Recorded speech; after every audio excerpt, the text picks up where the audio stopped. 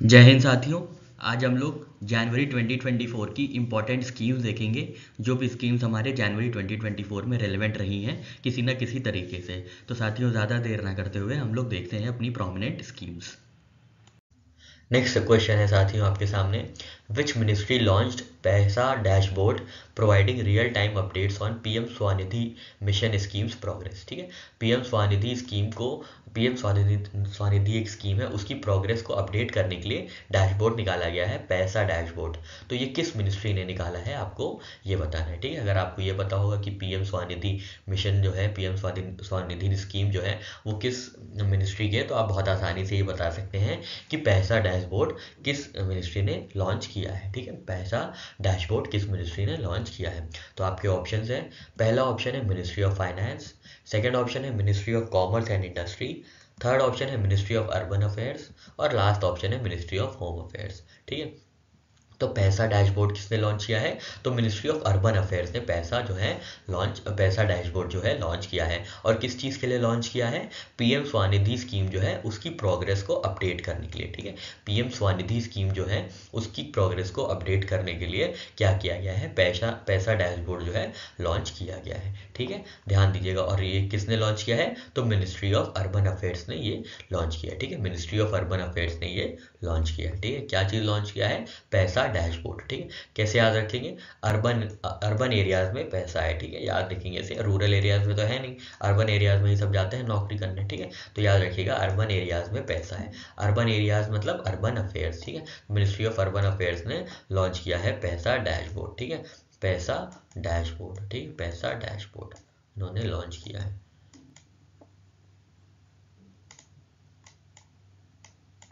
पैसा डैशबोर्ड किसने लॉन्च किया है, पैसा कहाँ पे है, तो अर्बन में है पैसा, तो अर्बन अफेयर्स मिनिस्ट्री ने लॉन्च किया है पैसा डैशबोर्ड। किसके लिए लॉन्च किया है, तो पीएम स्वनिधि की प्रोग्रेस को अपडेट करने के लिए, जो भी अपडेट होंगी, रियल टाइम अपडेट्स होंगी पीएम स्वनिधि स्कीम की, उसको अपडेट करने के लिए, उसको मतलब अपडेट रियल टाइम अपडेट्स को अपलोड करने के लिए पैसा डैशबोर्ड जो है यूज़ किया जाएगा। ठीक है, अब हम लोग कुछ बातें पीएम स्वनिधि स्कीम से रिलेटेड देख लेते हैं। यहाँ पे साथियों हम लोग पीएम स्वनिधि स्कीम के बारे में देखेंगे। ठीक है, बहुत ही इंपॉर्टेंट स्कीम है क्योंकि ये सेंट्रल सेक्टर की स्कीम है, इसलिए ये स्कीम जो है इंपॉर्टेंट हो जाती है। ठीक है, पीएम स्वनिधि स्कीम। ठीक है, पीएम स्वनिधि स्कीम। ठीक है, सबसे पहले हम लोग देखेंगे ये स्कीम कब शुरू हुई थी। तो ये स्कीम शुरू हुई थी लॉकडाउन पीरियड में, जून 1 2020 में। ठीक है, जून 1 2020 में पीएम स्वनिधि स्कीम को लॉन्च किया गया था। ठीक है, इसके पीछे का ऑब्जेक्टिव क्या था, रैशनल क्या था, तो ये क्या कर रहा था, तो आपको पता होगा लॉकडाउन में सारी चीज़ें बंद हो चुकी थी और जो ठेले वाले हैं, फेरी वाले हैं या ऐसे रेहड़ी वाले हैं, उनको बड़ा नुकसान हुआ था क्योंकि छोटे छोटे बिजनेस थे उनके, वो सब ठप हो गए थे, जिसकी वजह से उनको काफ़ी नुकसान हुआ था। तो उनको इकोनॉमिक पुश देने के लिए, उनको अफोर्डेबल वर्किंग कैपिटल प्रोवाइड करने के लिए, लोन प्रोवाइड करने के लिए, ताकि वो फिर से अपने बिजनेस को शुरू कर सके, पीएम स्वनिधि स्कीम लॉन्च की गई थी। ठीक है, इसमें क्या किया गया था, इसमें वर्किंग कैपिटल लोन्स प्रोवाइड किए गए थे स्ट्रीट वेंडर्स को, जो कि अफेक्ट हुए थे कोविड-19 लॉकडाउन में। ठीक है, तो कोविड-19 लॉकडाउन में जो भी छोटे बिजनेस वाले, जैसे हम लोग सड़क पे देखते हैं, सड़क पे जो ठेला लगाए रहते हैं, रेड़ी वाले होते हैं, ठीक है, चाट वाले, ये वाले वो वाले, फ्रूट वाले, फ्रूट चाट वाले, तो ये सब जो थे, जिनका जिनका जो है बिजनेस ठप हो चुका था, उनको लोन्स प्रोवाइड किए गए थे अफोर्डेबल रेट पे। तो इस जो लोन प्रोवाइड किए गए थे वो पीएम स्वनिधि स्कीम के अंतर्गत प्रोवाइड किए गए थे। ठीक है, और ये जो ठेले वाले थे ये कहाँ पे थे, तो ये अर्बन एरियाज़ के ठेले वालों को ये जो है वर्किंग कैपिटल लोन्स प्रोवाइड किए गए थे पीएम स्वनिधि स्कीम के अंदर। ठीक है, तो इसमें फंडिंग अथॉरिटी कौन सी है, फुली फंडेड, मतलब क्या है, सेंट्रल सेक्टर की स्कीम है, ना कि सेंट्रली स्पॉन्सर्ड। ठीक है, और कौन सी मिनिस्ट्री इन्वॉल्व है, तो ministry of housing and urban affairs involve है इसमें। ठीक है, ministry of housing and urban affairs. ठीक है, ministry of housing and urban affairs. ठीक है, हम लोग ने देखा 2020 में लॉकडाउन लगा था, जिसकी वजह से मतलब 2019-2020 में लॉकडाउन लगा था, जिसकी वजह से छोटे छोटे जो ठेले वाले हैं, रेहड़ी वाले हैं, उनका बिजनेस ठप हो गया था। उनको affordable working capital loan provide करने के लिए पीएम स्वनिधि स्कीम आई थी। और कहाँ के ठेले वाले थे, तो अर्बन एरियाज़ के जो ठेले वाले थे उनको ये सपोर्ट करने के लिए वर्किंग कैपिटल लोन्स को सपोर्ट, वर्किंग कैपिटल लोन्स देने के लिए किनको चुना गया था, तो स्ट्रीट वेंडर्स जो थे वो अर्बन एरियाज़ के स्ट्रीट वेंडर्स को आइडेंटिफाई किया गया था, ना कि रूरल एरियाज़ की स्ट्रीट वेंडर्स को, ठीक है। तो ये ध्यान रखने वाला एक बात है कि ध्यान दीजिएगा कि ये ministry of housing and urban affairs की स्कीम है, जिसमें अर्बन स्ट्रीट वेंडर्स को कैपिटल लोन्स प्रोवाइड किए गए थे, ठीक है। इनका ऑब्जेक्टिव क्या था, हम लोग ने देखा, कैपिटल लोन्स प्रोवाइड करना, इंसेंटिवाइज रेगुलर पेमेंट को इंसेंटिवाइज करना, और रिवॉर्ड डिजिटल ट्रांजैक्शंस, ठीक है। आपने अगर कुछ भी परचेज किया है ठेले वाले से और उसने QR कोड लगा रखा है डिजिटल ट्रांजैक्शन के लिए, तो उसको भी, जैसे आपने 100 रुपये का कुछ भी सामान खरीदा तो उसको भी कुछ इंसेंटिव मिल जाता था, और ठेले वाले को भी कुछ इंसेंटिव मिल जाता था। मान लीजिए हर ट्रांजैक्शन पे 10 रुपये, हर ट्रांजैक्शन पे 8 रुपये। तो इस तरह डिजिटल ट्रांजैक्शन वो भी जो करवाता था उसको रिवॉर्ड किया जाता था PM स्वनिधि स्कीम के अंदर, ठीक है। अब हम लोग लोन के टर्म्स देख लेते हैं। तो पहला लोन जो मिलता था वो 10,000 का होता था। दूसरा लोन, अगर आपने अच्छे से 10,000 का लोन रीपे कर दिया, फिर 20,000 का लोन, और फिर 50,000 तक का लोन, ठीक है। तो यह आपकी रिपेइंग कैपेसिटी पे था, रिपेइंग आपकी हैबिट पे था कि कितने तक का लोन आपको दिया जा सकता था, ठीक है। तो अप टू 50,000 जो था लोन दिया जा सकता था, और जो लोन प्रोवाइड किया जाता था वो विदाउट कोलैटरल्स किया जाता था, ठीक है। कुछ भी गिरवी नहीं रखा जाता था, कोई भी कोलैटरल नहीं रखा जाता था। जो भी लोन्स दिया जाता है PM स्वनिधि स्कीम के अंदर वो कोलैटरल फ्री रहता है, ठीक है। कोलैटरल फ्री लोन्स दिए जाते हैं, ठीक है। लैंडिंग एजेंसीज कौन कौन सी होती हैं, तो माइक्रो फाइनेंस इंस्टीट्यूशंस होते हैं, ठीक है। छोटे छोटे जो माइक्रो फाइनेंस इंस्टीट्यूशंस होते हैं वो प्रोवाइड कर सकते हैं लोन PM स्वनिधि स्कीम के अंदर। NBFCs, non banking financial companies जो है लोन प्रोवाइड कर सकती हैं, और सेल्फ हेल्प ग्रुप भी लोन प्रोवाइड कर सकती है, ठीक है। किसको, स्ट्रीट वेंडर्स को, ठीक है। अर्बन एरियाज के स्ट्रीट वेंडर्स को कौन कौन लोन प्रोवाइड कर सकता था PM स्वनिधि स्कीम के अंदर, तो micro finance institutions, NBFCs, non banking financial companies, और सेल्फ हेल्प ग्रुप्स, ठीक है। अब एलिजिबिलिटी क्या थी, जो भी बेनिफिशियरीज थे स्टेट्स या यूनियन टेरिटरीज में जो कि स्ट्रीट वेंडर्स एक्ट 2014 के अंदर आते थे, जिनको नोटिफाई किया गया था, वो सारे एलिजिबल थे इस स्कीम के अंतर्गत, ठीक है। तो स्ट्रीट वेंडर्स एक्ट 2014 में जिन जिन स्ट्रीट वेंडर्स को नोटिफाई किया गया था वो जो है वर्किंग कैपिटल लोन्स अवेल कर सकते थे PM स्वनिधि स्कीम के अंतर्गत, ठीक है। ये इंपॉर्टेंट पॉइंट है, याद रखिएगा। स्ट्रीट वेंडर्स एक्ट 2015 के अंदर ये नोटिफिकेशन आया था, मतलब नोटिफाई किया गया था स्ट्रीट वेंडर्स को, जिसको एक बेसिस बनाया गया था PM स्वनिधि स्कीम की एलिजिबिलिटी डिसाइड करने के लिए, ठीक है। बेनिफिशियरीज कौन थे, लगभग सारे ही स्ट्रीट वेंडर्स जो एंगेज थे वेंडिंग एरिया, मतलब वेंडिंग करने में अर्बन एरियाज में, उनको बेनिफिशियरी बनाया गया था, ठीक है। तो लगभग सारे ही स्ट्रीट वेंडर्स इसमें जो है वर्किंग कैपिटल अवेल कर सकते थे, ठीक है। इंटरेस्ट सब्सिडी क्या थी, तो 7% पर एनम जो थी इंटरेस्ट सब्सिडी दी जाती थी, ठीक है। 7% पर एनम दी जाती थी ऑन 6 मंथली बेसिस, ठीक है। और टाइमली और अर्ली रिपेमेंट, ठीक है। अर्ली पेमेंट या टाइमली पेमेंट पे क्या है 6-7% तक की जो है क्रेडिट कर दी जाती थी इंटरेस्ट सब्सिडी, ठीक है। इंटरेस्ट में भी सब्सिडी मिलती थी, ठीक है। 7% की जो है सब्सिडी मिलती थी, ठीक है। लोन तो पहले ही कोलैटरल फ्री था, और उसके बाद जो लोन था इंटरेस्ट जो देना पड़ता था उसमें भी सब्सिडी मिल जाती थी 7% पर एनम तक की, ठीक है। On 6 monthly basis on timely और अर्ली रिपेमेंट, ठीक है। टाइमली या अर्ली रिपेमेंट करने पे नेक्स्ट लोन लेने पे क्या होता था 7% तक की इंटरेस्ट सबवेंशन हो जाती थी, ठीक है। क्रेडिट लिमिट्स एक्सटेंशन हो जाता था, कई बार क्रेडिट लिमिट के लिए एक्सटेंशन भी मिल जाता था अगर टाइमली और अर्ली रिपेमेंट कर दिया गया है। और इसके बाद क्या होता था, जो भी अर्ली रिपेमेंट करता था वो एलिजिबल हो जाता था higher amount of term loan के लिए, ठीक है। तो यहाँ पे देखिए हमने आपको बताया था अगर कोई सही से पे कर देता है, टाइमली पे कर देता है पहले 10,000 लेने के बाद, तो उसे 20,000 दिया जाता था, ठीक है। और अगर फिर 20,000 उसने सही से दे दिया, टाइम पे दे दिया, अर्ली रिपेमेंट कर दी, तो वो 50,000 तक का एलिजिबल हो जाता था स्ट्रीट वेंडर, जो भी अर्बन एरिया के स्ट्रीट वेंडर में था, ठीक है। इम्प्लीमेंटेशन पार्टनर कौन है PM स्वनिधि स्कीम का, तो इम्प्लीमेंटेशन पार्टनर है small industries development bank of India, SIDBI, ठीक है। SIDBI का हेडक्वार्टर्स है लखनऊ में, ठीक है। SIDBI जो है इनका इम्प्लीमेंटेशन पार्टनर है PM स्वनिधि स्कीम का, ठीक है। और PM स्वनिधि स्कीम को कब तक के लिए एक्सटेंड कर दिया गया है, तो 2024 तक के लिए एक्सटेंड कर दिया गया है, ठीक है। 2024 तक के लिए एक्सटेंड कर दिया गया है, ठीक है। एक बार फिर से सारी चीज़ें देख लेते हैं, फिर हमारा ये स्कीम पूरी क्लियर हो जाएगी, ठीक है। तो सबसे पहले आपको याद रखना है स्वनिधि स्कीम कब आई थी, तो याद रखिएगा ये, क्योंकि लॉकडाउन पीरियड में जो भी urban vendors, urban street vendors को जो नुकसान हुआ था उसको डील करने के लिए ये पीएम स्वनिधि स्कीम आई थी। कब आई थी? लॉकडाउन पीरियड में 2020 में आई थी। ठीक है, 2020 में आई थी। क्या इसका ऑब्जेक्टिव था? जो भी छोटे छोटे वेंडर्स थे, छोटे छोटे स्ट्रीट अर्बन वेंडर्स थे, उनको collateral free working loans provide करना। ठीक है, collateral free working loans provide करना, ये इसका ऑब्जेक्टिव था और रैशनल था। ठीक है, इम्प्लीमेंटेशन देख ली हम लोग ने 2020। ठीक है, और रैशनल क्या था? वर्किंग कैपिटल लोन्स प्रोवाइड करना था। ठीक है, फंडिंग कैसी थी? तो fully funded by government, central government. ठीक है, fully funded by ministry of housing and urban affairs. ठीक है, कौन मिनिस्ट्री इन्वॉल्व थी? तो ministry of housing and urban affairs involve थी, और ये 100% जो है फंडिंग कर रही थी। इसमें स्टेट्स को कुछ भी पैसा नहीं देना था, जिसका मतलब ये था कि ये सेंट्रल सेक्टर की स्कीम थी। ठीक है, सेंट्रल सेक्टर की ये स्कीम थी। ठीक है, लोन टर्म्स क्या क्या थे? तो पहली बार आपको लोन 10,000 तक का मिल जाता था। टाइमली रीपेमेंट करने पे इसको बढ़ा के लोन की जो क्वांटम है, लोन की जो राशि है, अमाउंट है, उसको बढ़ा के 20,000 कर दिया जाता था। 20,000 में भी आपकी अच्छी रेगुलर हैबिट है रीपेमेंट करने की, अर्ली पेमेंट करने की या टाइमली पेमेंट करने की, तो ये लोन बढ़ा के कर दिया जाता था 50,000 तक का। ठीक है, तो 50,000 तक का लोन जो है मिल जाता था पीएम स्वनिधि स्कीम के अंतर्गत। ठीक है, यहाँ हम लोग ने देखा जो भी लोन्स है उसमें कुछ भी गिरवी नहीं रखना है, कुछ भी मॉर्गेज नहीं रखना है, विदाउट कोलैटरल जो है लोन्स प्रोवाइड किए जा रहे थे छोटे छोटे स्ट्रीट अर्बन वेंडर्स को। ठीक है,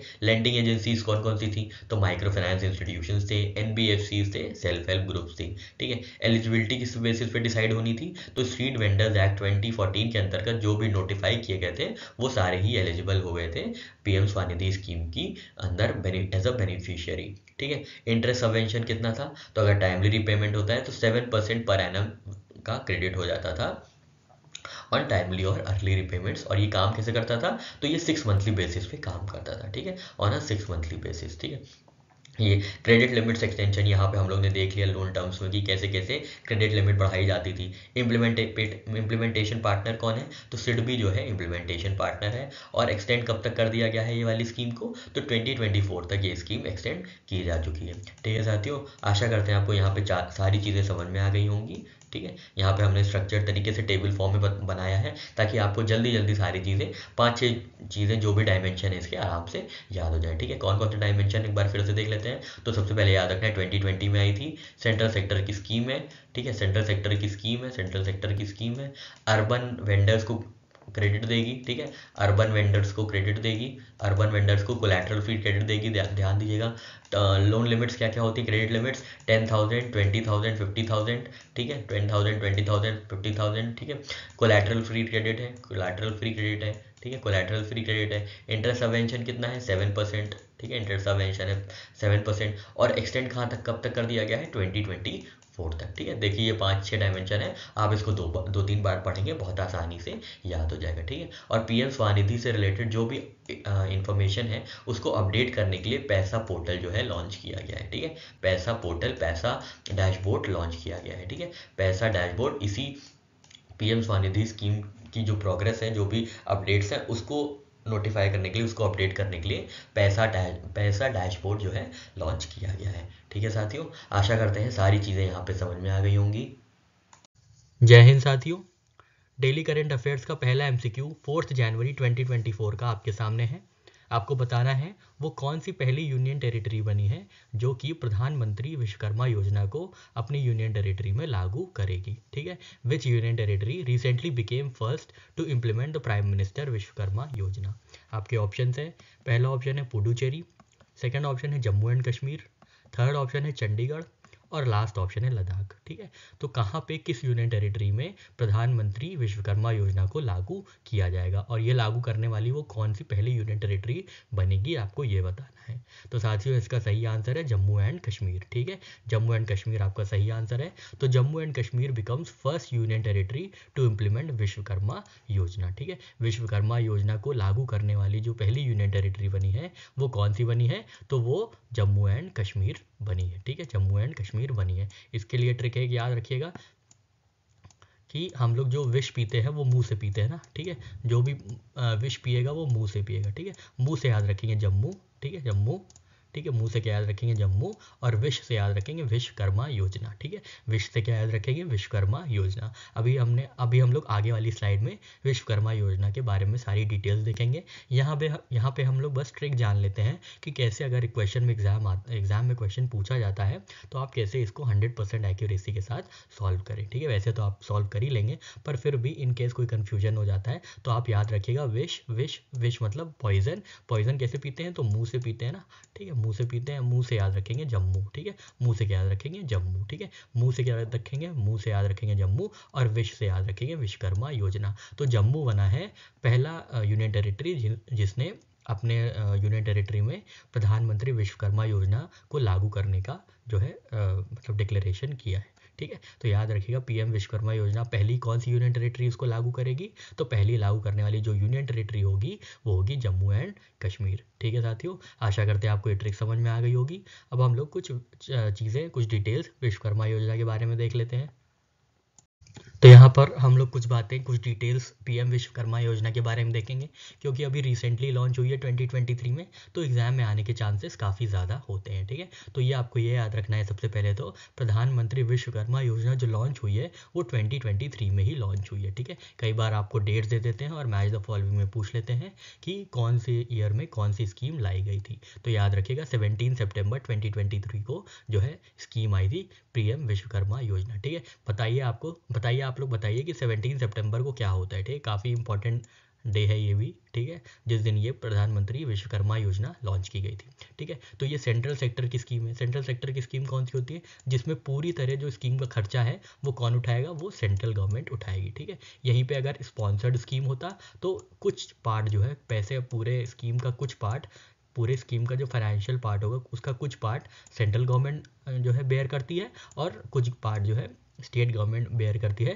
तब वो हो जाती है सेंट्रली स्पॉन्सर्ड स्कीम, ठीक है। जब सेंट्रल सेक्टर स्कीम होगी तो वो पूरी तरीके से सेंट्रल सेक्टर की स्कीम होगी, उसमें कोई भी जो भी फाइनेंशियल डीलिंग्स होती हैं, फाइनेंशियल बर्डन होता है, वो पूरा जो है सेंट्रल गवर्नमेंट बेयर करती है, ठीक है। तो ये सेंट्रल सेक्टर की स्कीम है, मतलब इसमें स्टेट्स को एक भी रुपया नहीं देना है, एक भी अपना पैसा नहीं देना है, इसमें सारा का सारा जो खर्चा करेंगी वो सरकार सेंट्रल गवर्नमेंट करेगी, ठीक है। ये कब आई थी, तो ये 17 सितंबर 2023 में आई थी, ठीक है। विश्वकर्मा योजना किसके लिए आई है, तो ये ट्रेडिशनल आर्टिसंस और क्राफ्ट पीपल को डेवलप करने में, अपलिफ्ट करने में मदद करेगा, ठीक है। अराउंड 18 क्राफ्ट्स हैं जिसमें ट्रेनिंग दी जाएगी, ठीक है। 18 क्राफ्ट्स हैं जिसमें ट्रेनिंग दी जाएगी, ठीक है, ट्रेडिशनल आर्टिसंस और क्राफ्ट पीपल को, ताकि उनकी जो कल्चरल हेरिटेज है वो बरकरार रहे, वो गुम ना हो जाए, और उनके जो भी प्रोडक्ट्स हैं उनको ग्लोबल वैल्यू चेन्स में इंटीग्रेट किया जाए, ठीक है, ताकि अच्छे से मार्केटिंग हो और उनका अपलिफ्टमेंट हो, ठीक है। इम्प्लीमेंटेशन टाइप हम लोग ने देख लिया, सेंट्रल सेक्टर की स्कीम है, ठीक है, सेंट्रल सेक्टर की स्कीम है विश्वकर्मा योजना, ठीक है। Funding fully funded by government of India, ये भी देख लिया। सेंट्रल सेक्टर का यही मतलब होता है कि जो भी फंडिंग होगी वो fully funded by government of India, ठीक है। नोडल मिनिस्ट्री याद रखना है आपको, ministry of micro small and medium enterprises, ठीक है। एमएसएमई स्कीम जो है, मिनिस्ट्री ऑफ एमएसएमई जो है वो विश्वकर्मा योजना को इम्प्लीमेंट करेगी, ठीक है। याद रखिएगा कौन करेगी, तो ministry of micro small and medium enterprises. क्यों, क्योंकि ये सब जो ट्रेडिशनल आर्टिसंस है ये सब बहुत छोटे छोटे उद्योग होते हैं, ठीक है। छोटे और माइक्रो स्मॉल के या स्मॉल स्केल के जो है ये उद्योग होते हैं, ठीक है। ये जो ट्रेडिशनल आर्टिसंस होते हैं ये सब बहुत ही माइक्रो और स्मॉल स्केल के होते हैं, इसलिए ministry of micro small and medium enterprises जो है विश्वकर्मा योजना को लागू करेंगी, ठीक है। और जॉइंट इम्प्लीमेंटेशन होगा किसका, अब स्किल प्रोवाइड कर रहे हैं तो स्किल डेवलपमेंट एंड एंटरप्रेन्योरशिप भी होगी और डिपार्टमेंट ऑफ फाइनेंशियल सर्विसेज भी होगा, ठीक है। अब रिकॉग्निशन एंड सपोर्ट में क्या होगा, तो पीएम विश्वकर्मा स्किल के बाद क्या दिया जाएगा, सर्टिफिकेट दिया जाएगा और आइडेंटिटी कार्ड दिया जाएगा, ठीक है। उसके बाद कोलैटरल फ्री क्रेडिट दिया जाएगा, ठीक है, उधार दिया जाएगा बिना किसी शर्त के, ठीक है। इसी को कोलैटरल फ्री क्रेडिट कहते हैं, ठीक है, इसी को कोलैटरल फ्री क्रेडिट कहते हैं एट कंसेशनल इंटरेस्ट रेट, ठीक है। अब क्रेडिट सपोर्ट देख लेते हैं, कितना उधार मिल सकता है उनको, तो 1 लाख रुपए उधार मिल सकता है और 2 लाख रुपए भी मिल सकता है कंसेशनल रेट पे 5% पे, ठीक है। पहले ट्रांच में 1 लाख रुपए और दूसरी ट्रांच में 2 लाख रुपए मिलेगा और इंटरेस्ट रेट क्या होगा, 5% होगा, ठीक है। बजट में इसका जो आवंटन हुआ है 13,000 करोड़ के लिए हुआ है, ठीक है। 13,000 करोड़ जो है पीएम विश्वकर्मा के लिए आवंटित किया गया है, कितने साल से कितने साल के लिए, तो 2023 में लॉन्च हुई थी, 2023 से 2028 तक में, ठीक है। 2023 से 2028 तक में, याद रखिएगा ये 5 साल की स्कीम है, ठीक है। इसमें स्किल डेवलपमेंट एम्पावरमेंट में क्या होगा, तो स्टाइपेंड दिया जाएगा 500 for skill training per day, ठीक है। जो भी स्किल्स इन लोगों को प्रोवाइड की जाएगी ट्रेडिशनल आर्टिसंस और क्राफ्ट्समैन को, तो उनको जो है स्किल भी साथ में दी जाएगी और 500 रुपये का स्टाइपेंड भी दिया जाएगा, ठीक है। और 15,000 रुपये का ग्रांट दिया जाएगा, ताकि जो वो कोई मॉडर्न टूल्स अगर उनको खरीदना हो अपने क्राफ्ट के लिए, अपने कुछ भी प्रोडक्ट के लिए कोई मॉडर्न टूल खरीदना हो, तो 15,000 तक का उनको ग्रांट मिलेगा, जिससे वो कोई भी मॉडर्न टूल खरीद सकते हैं, ठीक है। बेसिक ट्रेनिंग इनको दी जाएगी जो कि 5 से 7 दिन की होगी। फिर एडवांस ट्रेनिंग जाएगी जो कि 15 दिन से 1 महीने की लगभग होगी। और स्टाइपेंड तो हम लोग ने देख लिया, 500 रुपये का पर डे स्टाइपेंड मिलेगा जब तक स्किलिंग इन लोग की होगी, ठीक है। एनरोलमेंट प्रोसेस क्या होगा, इन 3 स्टेप वेरिफिकेशन होगा, ठीक है। सबसे पहले ग्राम पंचायत या अर्बन लोकल बॉडी लेवल पे होगा, उसके बाद डिस्ट्रिक्ट इम्प्लीमेंटेशन कमेटी आएगी, और फिर ये कमेटी क्या करेगी, ये जो कमेटी है डिस्ट्रिक्ट लेवल का इम्प्लीमेंटेशन कमेटी, ये जो है एप्लीकेशन स्क्रीनिंग कमेटी के पास भेजेगी। स्क्रीनिंग कमेटी पूरा स्क्रीन करके इन लोग को पीएम विश्वकर्मा कार्ड प्रोवाइड करेगा, ठीक है। पीएम विश्वकर्मा कार्ड प्रोवाइड करेगा, ठीक है। तो आपको ये बताना है कमेंट सेक्शन में कि कौन कौन सी वो जो स्किल्स हैं, कौन कौन सी आर्टिसंस हैं, कौन कौन से क्राफ्ट्स हैं जिनको पीएम विश्वकर्मा स्कीम के अंदर इंक्लूड किया गया है, ठीक है। कितने क्राफ्ट्स हैं और कौन कौन से क्राफ्ट्स हैं, उनका नाम क्या है, आपको ये बताना है कमेंट सेक्शन में, ठीक है। बहुत ही इंपॉर्टेंट है, भले 18 हो लेकिन आपको याद रखना है, शायद 18 ही है, हमको अच्छी तरीके से याद नहीं है, 17-18 जो है क्राफ्ट्स है, तो आपको पूरा याद रखना है, ठीक है। सारे के सारे याद रखने हैं, क्योंकि अब एग्ज़ाम का लेवल बहुत हाई हो गया है, कंपटीशन बहुत टफ हो गया है, आपको कहीं भी कमज़ोर नहीं पड़ना है, ठीक है। हर एक चीज़ कोशिश करना है, याद करें, कोशिश करना है कि दिमाग में रखें, कोशिश करना है कुछ भी कैसे भी करके थोड़ा सा मेहनत का जो एक लेवल है वो आप अपना स्तर बढ़ाइए, ठीक है। तभी इतने रैट रेस जो हो रही है उसमें तभी आगे निकल पाएंगे, ठीक है। तो यहाँ पे हम लोग ने पूरा पीएम विश्वकर्मा योजना के बारे में देख लिया, ठीक है। एक बार फिर से जल्दी से रिवाइज कर लेते हैं, ठीक है। सबसे पहले आपको याद रखना है ये कब आई है, 2023 में आई है, ठीक है। 2023 में आई है। उसके बाद क्या है, ये सेंट्रल सेक्टर की स्कीम है, ठीक है। 3-4 इंपॉर्टेंट चीज़ें हैं, उसके बाद आपको जो है अनइम्पॉर्टेंट चीज़ें हो जाती हैं, पर 3-4 इंपॉर्टेंट चीज़ें क्या होती हैं, ये कब आई है, कौन से साल में आई है, तो कौन से साल में आई है, 2023 में आई है। दूसरी इंपॉर्टेंट चीज़ है, ये सेंट्रल सेक्टर की है या सेंट्रली स्पॉन्सर्ड है, तो दूसरी इंपॉर्टेंट चीज़ है, ये सेंट्रली स्पॉन्सर्ड है, ठीक है। सेंट्रली स्पॉन्सर्ड है, ये देखिए, सॉरी सेंट्रली सेक्टर है, ठीक है, सॉरी सेंट्रल सेक्टर की स्कीम है, ठीक है। पीएम विश्वकर्मा योजना 2023 में आई है, सेंट्रल सेक्टर की स्कीम है, ठीक है। और इसको नोडल मिनिस्ट्री सी कौन सी है, तो ministry of MSME, micro small and medium enterprises, ठीक है। कितने टाइम तक ये चलेगी, तो 2028 तक ये चलेगी, ठीक है। 2028 तक ये चलेगी, ठीक है। और 500 रुपये का 500 रुपये जो स्टाइपेंड मिलेगा स्किल पर ट्रेनिंग के लिए, ठीक है। 15,000 का ग्रांट मिलेगा for purchase of modern tools, ठीक है। वेरिफिकेशन प्रोसेस क्या होगा, तो 3 स्टेप वेरिफिकेशन प्रोसेस है। सबसे पहले ग्राम पंचायत वेरीफाई करेगी, उसके बाद डिस्ट्रिक्ट इम्प्लीमेंटेशन कमेटी, और फिर स्क्रीनिंग कमेटी, ठीक है। क्रेडिट सपोर्ट कितना, up to ₹1 lakh first tranche में और 2 लाख तक सेकंड ट्रांच में। और इंटरेस्ट रेट क्या होगा, 5% का इंटरेस्ट रेट होगा, ठीक है। तो यहाँ पे हम लोग ने सारी बातें देख ली, अब हम लोग बढ़ते हैं आगे। नेक्स्ट क्वेश्चन है साथियों आपके सामने, what is the main objective of श्रेष्ठ स्कीम। तो श्रेष्ठ स्कीम से संबंधित क्या है आपको ये बताना है, ठीक है। श्रेष्ठ स्कीम जो है उसका ऑब्जेक्टिव क्या है, उसका महत्व क्या है, उसका मकसद क्या है, आपको ये बताना है। आपके ऑप्शन हैं, पहला ऑप्शन है to promote cultural exchange, second option है to address health care disparities, third option है to fill educational service gap in SC dominant areas, और लास्ट ऑप्शन है to support environmental conservation initiatives, ठीक है। तो आपको बताना है श्रेष्ठ स्कीम की ऑब्जेक्टिव्स क्या है, ठीक है। आपने पढ़ा होगा श्रेष्ठ स्कीम के बारे में। तो साथियों इसका सही ऑप्शन है option C, to fill educational service gap in schedule caste dominant areas, ठीक है। तो ministry of social justice and empowerment ने रिसेंटली हाईलाइट किया है श्रेष्ठ स्कीम के बारे में, ठीक है। श्रेष्ठ स्कीम का फुल फॉर्म क्या है, तो scheme for residential education for student in high schools in targeted areas, ठीक है। तो ये स्कीम श्रेष्ठ स्कीम का फुल फॉर्म क्या है, तो scheme for residential education for students in high schools in targeted areas, ठीक है। तो इसमें देखिए 2-3 चीज़ें हैं, हम लोग यहीं से पकड़ लेते हैं ताकि हमको जो भी चीज़ें आगे पता चलेंगी वो ईजिली दिमाग में बैठ जाएंगी, ठीक है। तो ये सबसे पहले तो रेजिडेंशियल की बात कर रही है, ठीक है, मतलब हॉस्टल सर्विसेज की बात कर रही होगी, ठीक है।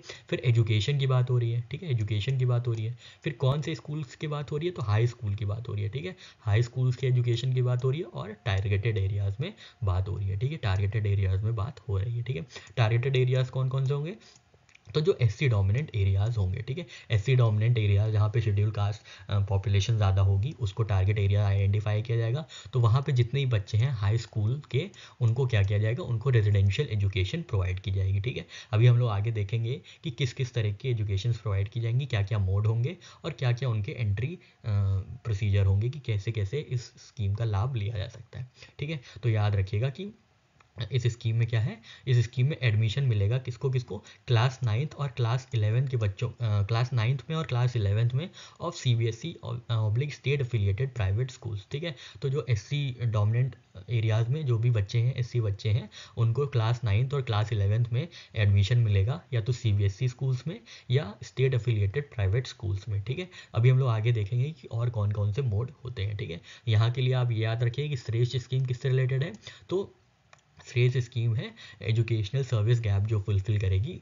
शेड्यूल कास्ट डोमिनेंट एरियाज़ में, ठीक है। शेड्यूल कास्ट डोमिनेंट एरियाज़ में जो एजुकेशनल सर्विस गैप फुलफिल करेगी उसका ही नाम है श्रेष्ठ स्कीम, ठीक है। चलिए बढ़ते हैं और श्रेष्ठ स्कीम के बारे में कुछ चीज़ें देख लेते हैं।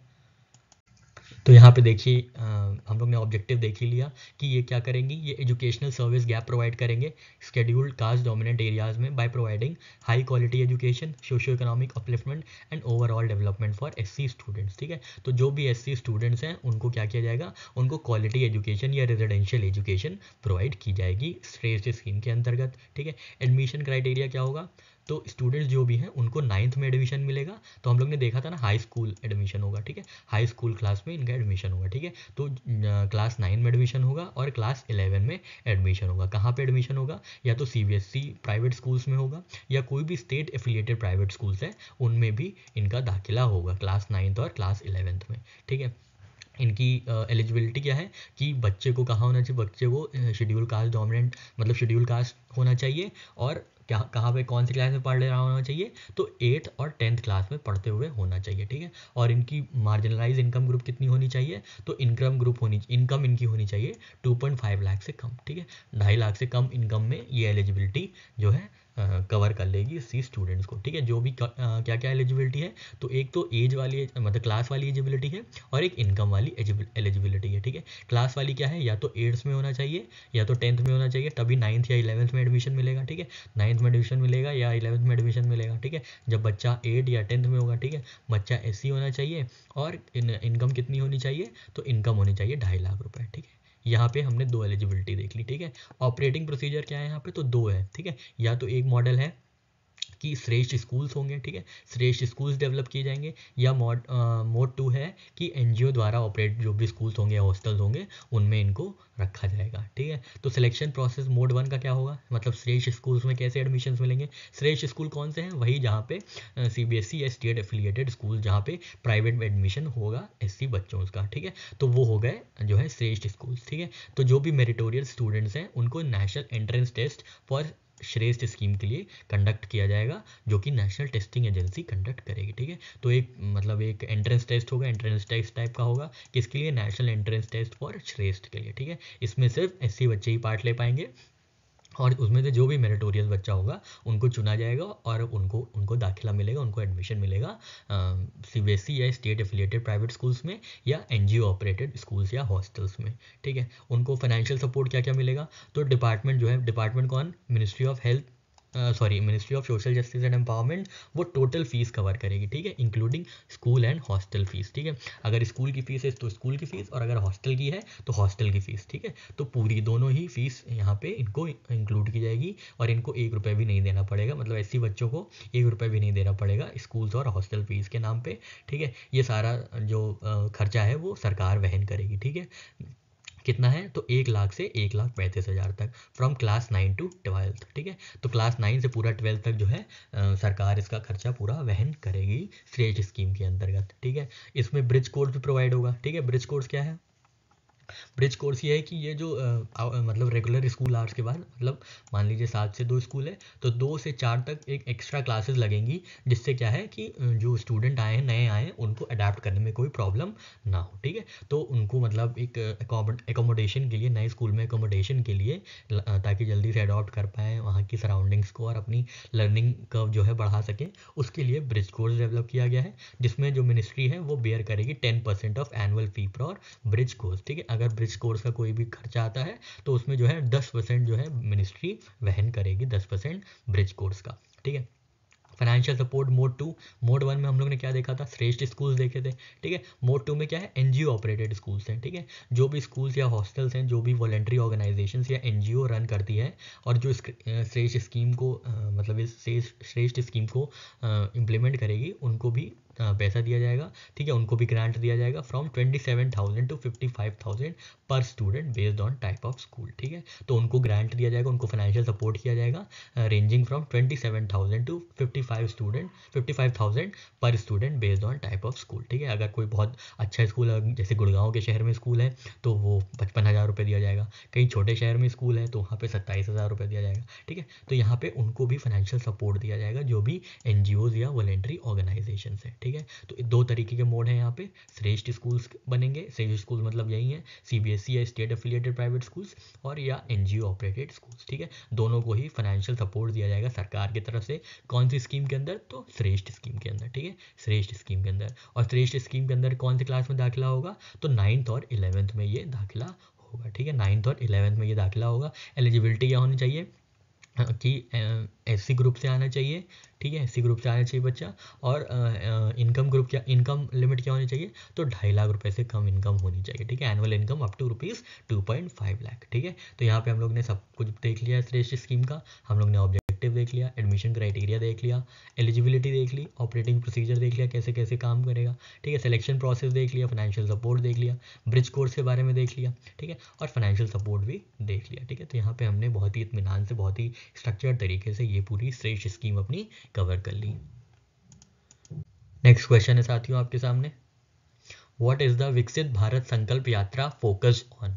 तो विकसित भारत संकल्प यात्रा का जो फोकस है वो क्या है, आपको ये बताना है, ठीक है। विकसित भारत संकल्प यात्रा का फोकस क्या है, आपको ये बताना है। आपके ऑप्शंस हैं, पहला ऑप्शन है एग्रीकल्चर रिफॉर्म्स, सेकेंड ऑप्शन है raising awareness of government schemes, third option है अर्बन डेवलपमेंट प्रोजेक्ट्स, और लास्ट ऑप्शन है आपके सामने हेल्थ केयर इनिशिएटिव्स, ठीक है।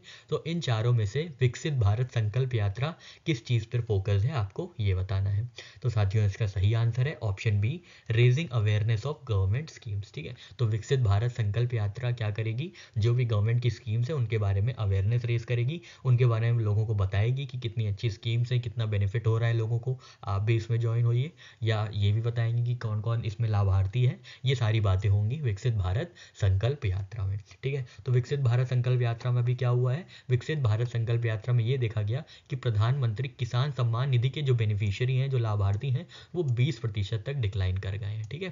From a peak of 10 crore in April July 2022 to 8.2 crore 8.12 crore, ठीक है। तो अभी हाल ही में ये पता चला है कि जो 10 करोड़ लाभार्थी थे प्रधानमंत्री किसान सम्मान निधि के, वो घट के अब 8 करोड़ ही रह गए हैं, ठीक है। तो इसके लिए विकसित भारत संकल्प यात्रा ने और क्या किया, इस पर फोकस किया कि और फार्मर्स को इंक्लूड किया जाए, जो भी कम हुए हैं उनको लिस्ट में, लाभार्थियों की लिस्ट में लाया जाए, ठीक है। तो यहाँ पे हमने ये देख लिया कि विकसित भारत संकल्प यात्रा किससे रिलेटेड है, तो ये गवर्नमेंट स्कीम्स की अवेयरनेस रेजिंग से रिलेटेड है, ठीक है। और यहाँ पे हम लोग ने ये देखा है कि प्रधानमंत्री किसान सम्मान निधि के बारे में बात हुई है। तो प्रधानमंत्री किसान सम्मान निधि के बारे में हम लोग अगले स्लाइड में बात कर लेते हैं, ताकि करंट भी कवर हो जाए, ठीक है, करंट भी कवर हो जाए, और स्टैटिक जो स्कीम से रिलेटेड स्टैटिक पार्ट है वो भी हमारा कवर हो जाए, ताकि एग्जाम में कहीं से भी कुछ पूछे तो एटलीस्ट हमें अपनी तरफ से पूरा जो है 100% देना है, इसी को 100% कहते हैं, ठीक है। चलिए हम लोग कुछ बातें प्रधानमंत्री किसान सम्मान निधि के बारे में देख लेते हैं।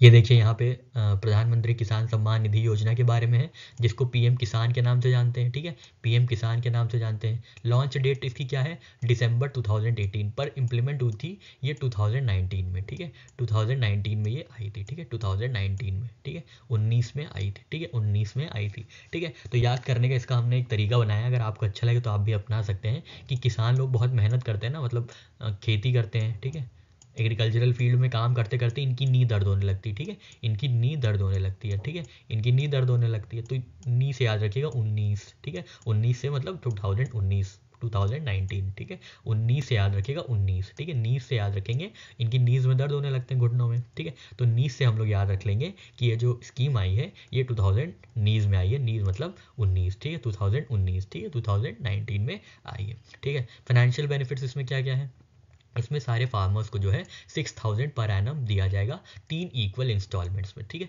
3 इक्वल इंस्टॉलमेंट्स में एवरी 4 मंथ, हर चौथे महीने पे 3 किस्तों में 6,000 मिलेगा। मतलब 2000 पहले 4 महीने में, फिर 2000 अगले 4 महीने में, फिर 2000 अगले 4 महीने में, ठीक है। तो इस तरह जो है फाइनेंशियल बेनिफिट्स जो है डिलीवर किए जाएंगे, ठीक है। पहले इसका स्कोप क्या है, पहले ये सिर्फ स्मॉल और मार्जिनल फार्मर्स के लिए था who used to hold land up to 2 hectares, ठीक है। तो उन फार्मर्स के लिए स्कीम आई थी जिनके पास सिर्फ 2 हेक्टेयर ज़मीन होती थी, पर उसके बाद इसको बढ़ा के सारे किसान पे ये कवर कर लिया गया है, ठीक है। तो अब मैटर नहीं करता है कि किसी किसान के पास 2 हेक्टेयर है या 20 हेक्टेयर है, सारे ही किसान जो है इसके लाभार्थी हो चुके हैं, ठीक है। तो याद रखिएगा, अब ऐसी कोई इसमें लिमिटेशन नहीं है कि 2 हेक्टेयर का ही लैंड होना चाहिए, ठीक है। उससे ज़्यादा भी हो सकता है, उससे कम भी हो सकता है, ठीक है। उससे कम होगा तो ज़रूरी होगा, उससे ज़्यादा भी है तो भी कोई दिक्कत नहीं है, ठीक है। फंडिंग क्या है, तो ये सेंट्रली सेक्टर की स्कीम है, ठीक है। 100% funding from government of India, ठीक है। तो 100% फंड गवर्नमेंट ऑफ इंडिया, मतलब अगर इस स्कीम में 100 रुपये जा रहे हैं तो पूरा का पूरा 100 रुपये देगी सेंट्रल गवर्नमेंट। अगर यही सेंट्रल स्पॉन्सर्ड होता तो 100 रुपये 100 रुपये लग रहा है तो 60 रुपये क्या करते हैं, 60 रुपये सेंट्रल गवर्नमेंट देती और 40 रुपये स्टेट गवर्नमेंट देती, या 50 रुपये सेंट्रल गवर्नमेंट देती और 50 रुपये स्टेट गवर्नमेंट। तो ये स्पॉन्सर्ड हो जाता, सेंट्रल की तरफ से स्पॉन्सर्ड हो जाता। सेंट्रल सेक्टर का क्या मतलब है, पूरी तरह से जो है सेंट्रल सेक्टर की स्कीम है, मतलब पूरी तरह से सेंट्रल गवर्नमेंट की ये स्कीम है, ठीक है। ऑब्जेक्टिव्स क्या है, पता ही समझ में ही आ गया, supplement financial needs of small and marginal farmers for inputs and crop health, ठीक है। इनपुट्स के लिए कुछ भी इनको अपना फर्टिलाइज़र चाहिए, अपने खेतों के लिए बीज चाहिए, कुछ भी चाहिए तो इनपुट जो भी इनको यूज़ करने उसके लिए ये आसानी रहती है, ठीक है। इनको जो मनी लेंडर्स के पास हाई रेट ऑफ इंटरेस्ट में जो लोन लेना पड़ता है वो नहीं लेना पड़ता है इसकी वजह से, ठीक है। उनके पास एक एडिशनल इनकम रहती है, ठीक है। फार्मिंग एक्टिविटी वो कंटिन्यू कर सकते हैं, ठीक है। इसी के बाद क्या हुआ है कि PM किसान मोबाइल ऐप भी आ गया है, ठीक है। मोबाइल ऐप किसने डेवलप किया है, तो NIC ने डेवलप किया, नेशनल इन्फॉर्मेटिक्स सेंटर ने, ठीक है। तो कोई भी जैसे भी इनकी जैसी डिलीवरी होती है, फाइनेंशियल डिलीवरी होती है, फाइनेंशियल बेनिफिट्स इनके खाते में आते हैं, PM किसान मोबाइल ऐप जो है इनको इंटीमेट कर देता है। और भी कई बातें हैं कि अगर कोई जैसे कोई भी तूफान आने वाला है, कोई भी ड्राउट आने वाला है, बारिश होने वाली, तो इन सब चीज़ों में भी PM किसान मोबाइल ऐप जो है इंटीमेट कर देता है, ठीक है। फिजिकल वेरिफिकेशन, ठीक है, mandatory physical verification of 5% beneficiaries annually, ठीक है।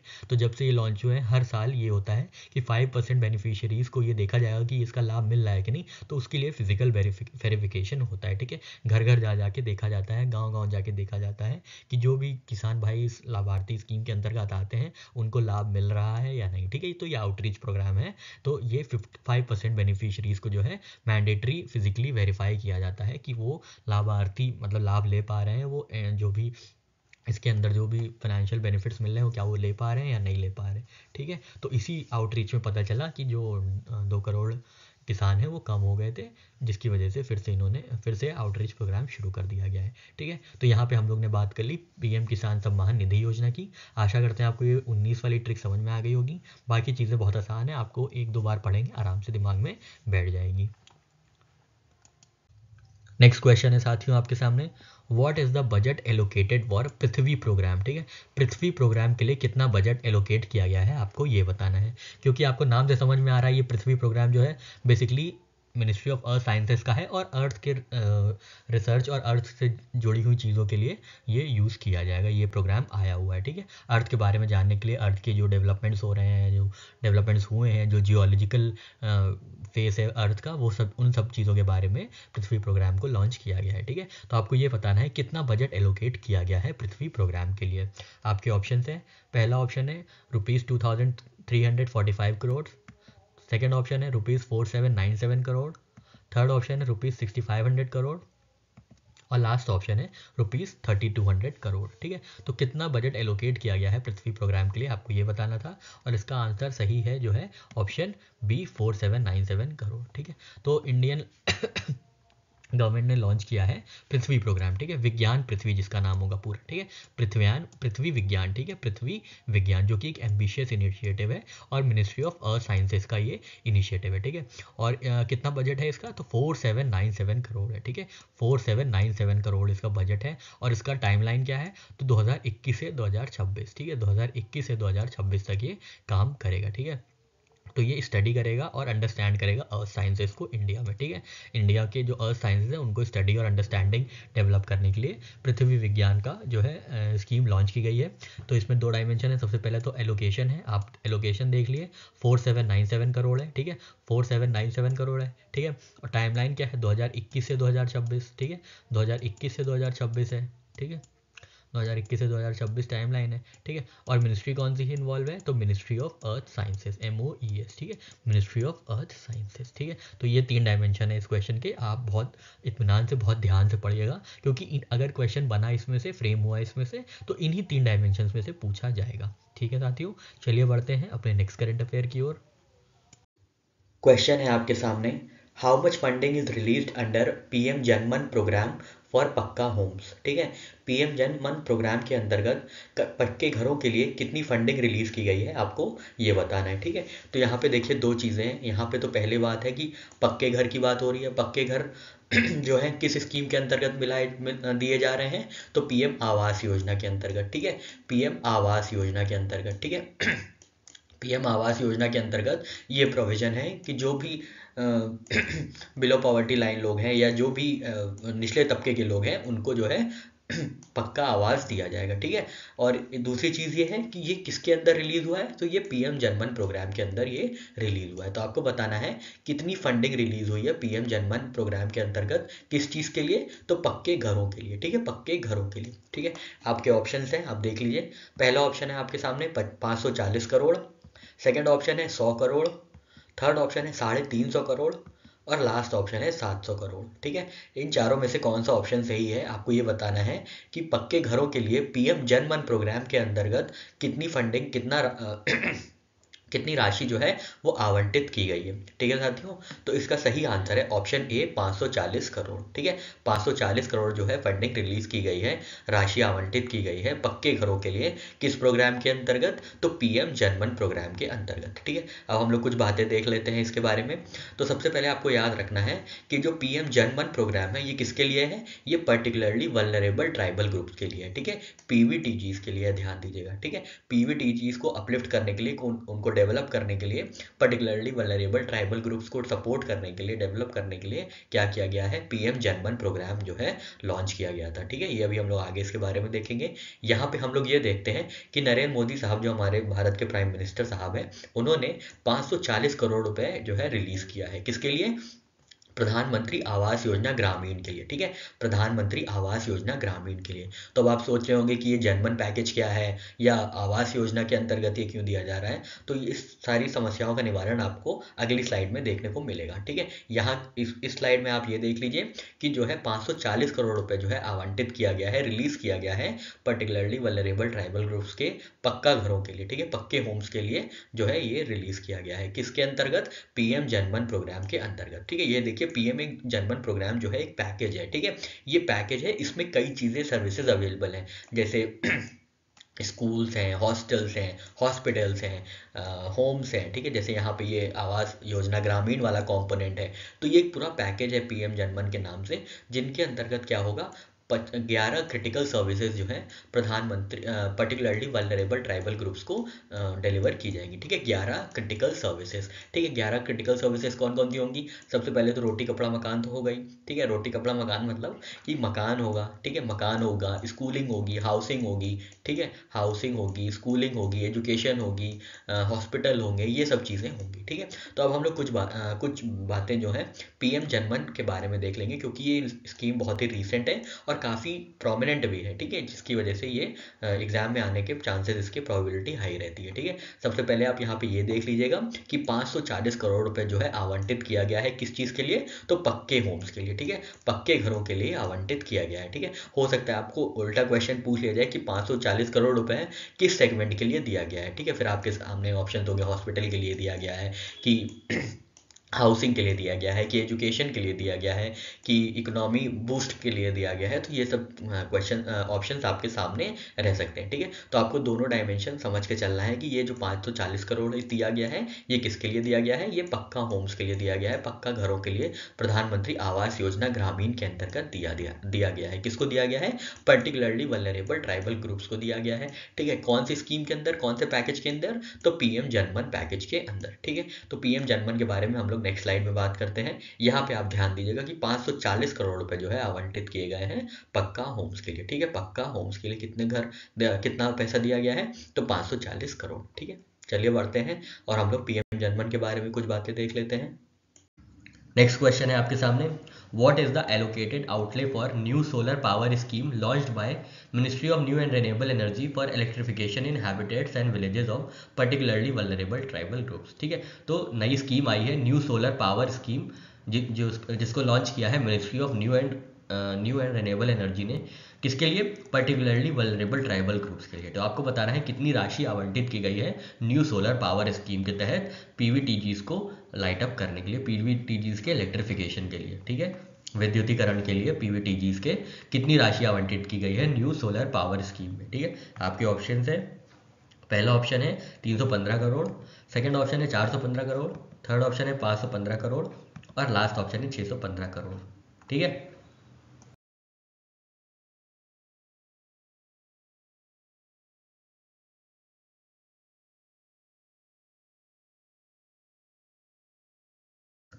तो यहाँ पे हमने आपसे पूछा था न्यू सोलर पावर स्कीम में कितनी राशि आवंटित की गई है, और ये न्यू सोलर पावर स्कीम क्या करेगी, ये विद्युतीकरण करेगी, इलेक्ट्रिफिकेशन करेगी, यहाँ पे जो भी गांव है, जो भी कस्बे हैं पर्टिकुलरली वल्नरेबल ट्राइबल ग्रुप्स के, उनको, ठीक है। तो न्यू सोलर पावर स्कीम की जो राशि है वो है ऑप्शन सी 515 करोड़ रुपए, ठीक है। तो ministry of new and renewable energy ने लॉन्च किया है न्यू सोलर पावर स्कीम, ठीक है, new solar power scheme with outlay of 515 crore, ठीक है। 515 करोड़ की जो है राशि आवंटित की गई है, किस चीज़ के लिए, ग्राम विलेजेस को क्या करने के लिए, इलेक्ट्रीफाई करने के लिए, ठीक है, ग्राम और कस्बों को विद्युतीकरण परियोजना से जोड़ने के लिए, पर्टिकुलरली वल्नरेबल ट्राइबल ग्रुप्स के जो भी क्षेत्र हैं, जो भी गांव हैं, जो भी कस्बे हैं, उनमें विद्युतीकरण के लिए new solar power scheme launch की गई है, ठीक है।